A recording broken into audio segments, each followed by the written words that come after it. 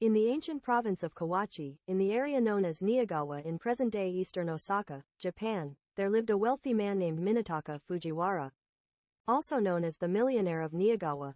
His mansion spanned 12 blocks east to west and 4 blocks north to south, with over 1,200 fields and farmlands. Minataka's wife, Terumi, was the daughter of Chota Yoda, a wealthy man from the Narumi village in Setsu province. At the age of 16, Terumi married Minataka and they enjoyed a blissful life together. But they were unable to have children. One night, while continuing their prayers at Hasadera Temple in the Yamato province, the Kannon Bodhisattva appeared before them and promised to grant them a daughter. They were instructed to place a bowl over her head when she arrived.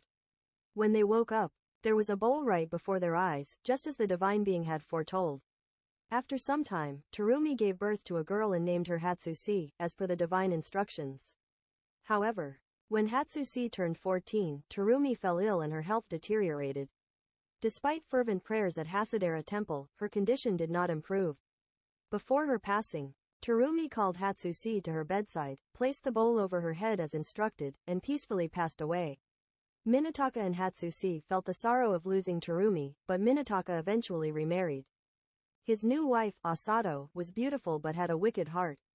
Asato began mistreating Hatsusi and eventually drove her out of the mansion. Left with no destination, Hatsusi wandered until she arrived at a vast riverbank. Intending to join her late mother, she tried to drown herself in the river. Strangely, the bowl on her head prevented her head from sinking underwater. Swept away by the river's current, she was eventually rescued by passing boatmen who were startled by her peculiar appearance with the bowl. They brought her ashore and she decided to work as a bathhouse attendant. Despite never having done any menial work before, Hatsusi diligently carried out her duties as a bathhouse attendant. One day, while performing her duties as usual, she began talking with the fourth son of the Sanin-san Michanagon, an important military post, who was still unmarried. They gradually developed feelings for each other as they conversed. As their bond deepened, they made a promise to marry. However, Hatsusa's disheveled appearance with the bowl on her head caused her brothers and sisters-in-law to object to the marriage. Determined to be together, Hatsusi and her suitor agreed that they would leave the mansion. At that moment, the bowl that Hatsusi had been unable to remove fell off her head. To their astonishment, an abundance of gold, clothing, and treasures poured out from the bowl. Hatsusi, now without the bowl, possessed indescribable beauty and kindness that made her suitable for any situation. With their preparations complete, the couple attended the marriage competition. The people around them were not only amazed by Hatsusa's appearance but also by her exceptional skills in playing the koto, singing, and calligraphy. No one could surpass her talents. From that day forward, the couple lived a happily ever after life, blessed and celebrated by everyone around them.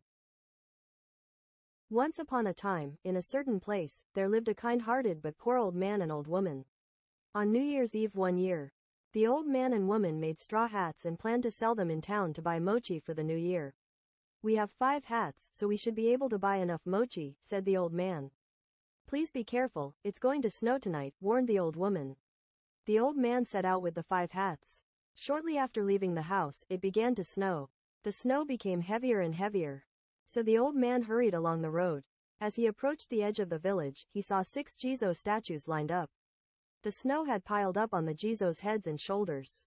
Upon seeing this, the old man couldn't just pass by. "Jizo-sama, it must be cold with all this snow. Please at least wear one of these hats," the old man said. Putting one of the hats he planned to sell on the head of a Jizo. However, there were 6 Jizo statues but only 5 hats. So the old man took off his own hat and put it on the last Jizo. When he got home, the old woman was surprised and said, "Oh my, you're back early. And what happened to your hat?" The old man told her about the Jizo statues. "Well, that was a good thing you did. We don't even need mochi," said the old woman with a smile. That night, even though it was midnight, they heard a strange song. "Where is the old man's house? We have come to deliver our thanks for the hats. Where is the old man's house? We have come to deliver our thanks for the hats." The singing grew louder and louder and finally stopped in front of the old man's house. There was a thud, and then the sound of something being placed, and then it disappeared. When the old man opened the door quietly, he saw the back of a Jizo wearing one of the hats he had given. And there was a pile of New Year's mochi and food in front of their house.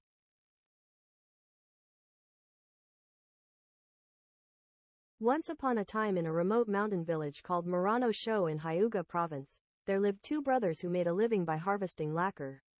Hey, how's it going? Did you manage to gather any lacquer? The older brother asked. Brother, I'm sorry to say that I couldn't find any lacquer at all, the younger brother replied. The supply of lacquer trees was limited, and on that day, the two brothers were unable to collect any lacquer. The life of a lacquer harvester was not easy. However, on another day, when the older brother ventured deep into the mountains in search of lacquer, something strange happened. He came across a peculiar abyss. Accidentally, he dropped his hatchet into the abyss. In a panic, the older brother dove into the abyss to retrieve the hatchet and found something sticky at the bottom of the water. It was high-quality lacquer, accumulated in the depths of the abyss over many years. With this much lacquer, we don't have to worry anymore. From that day on, the older brother changed completely. He became lazy and carefree, no longer working diligently to collect lacquer as before. The brother the younger one knew seemed to have vanished overnight. Brother, where did you find such high-quality lacquer? The younger brother asked. I don't know, the older brother replied. Brother, please tell me.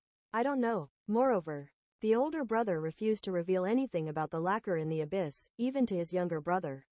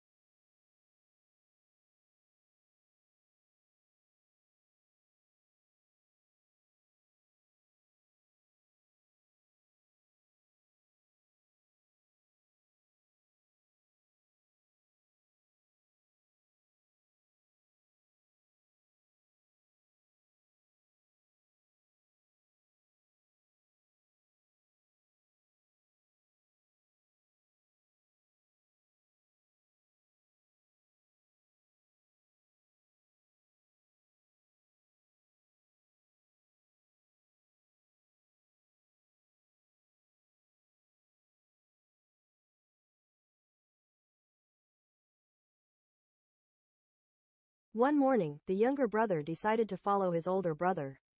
He observed his brother diving into the abyss to collect lacquer from a hidden spot and was astonished. So, that's where it is. Alright, I will also gather lacquer from there. Having obtained lacquer of the same high quality as his brother, the younger brother also became lazy and idle. Now, the older brother couldn't stand the fact that his younger brother had discovered the abyss. That lacquer in the abyss was found by me. I won't give it up even to my own brother. Finally, the older brother came up with a wicked plan to keep his younger brother away from the abyss. He decided to sink a wooden carving of a dragon into the depths of the abyss. Haha, my brother will be frightened and run away for sure. The older brother threw a heavy and large wooden dragon carving into the abyss. At that moment, the younger brother arrived. As soon as he dove into the abyss and saw the wooden dragon carving, he immediately surfaced and hurriedly returned home. Witnessing this, the older brother was overjoyed, thinking that he had successfully gotten rid of his younger brother and could now leisurely collect the lacquer for himself. However, something fell off to the older brother.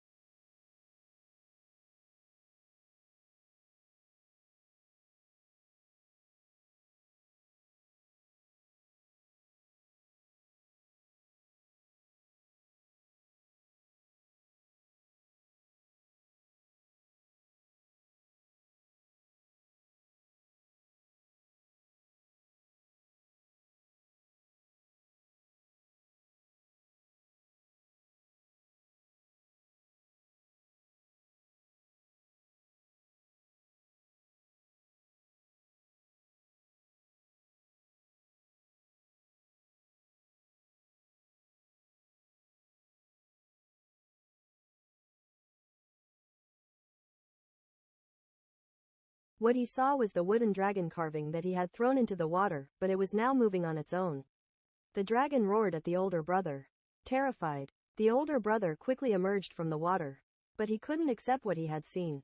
He had thrown a mere wooden dragon carving into the water, so how could it move? Was it a trick of the eye? Unable to let it go, the older brother decided to go back to the abyss and check once more. However, this time, he found a terrifying dragon, not a wooden carving.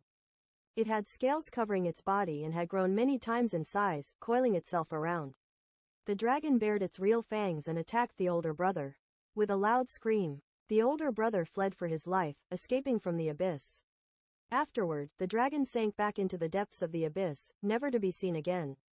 It is said that no one could ever gather lacquer from that abyss again.